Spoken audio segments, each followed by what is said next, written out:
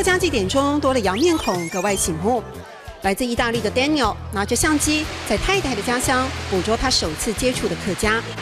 Very big family, enormous. Never seen something like that in my life.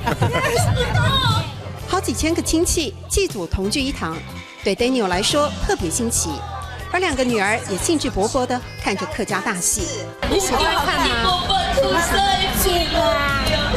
那是阿嬷才听得懂、才会说的话，小女孩听不懂，倒能猜剧情，还说给爸爸听。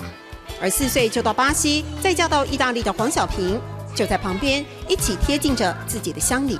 所以你其实不会讲客家话，我不会讲客家话。上课客家话嘛，你想学客家话吗？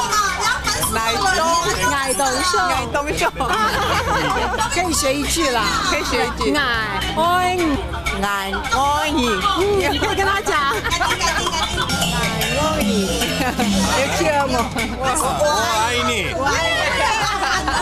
你看你学会了。移民家庭语言沟通特别多元，葡萄牙文、意大利文、中英文交杂，能学上几句客家话已经不容易。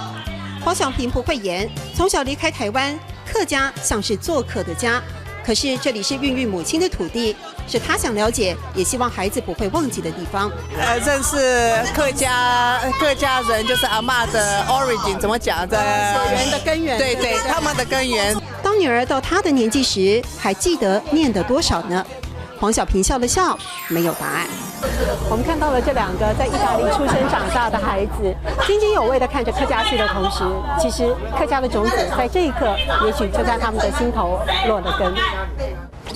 上好莫，爱上好客家话；上好莫，爱上好客家话。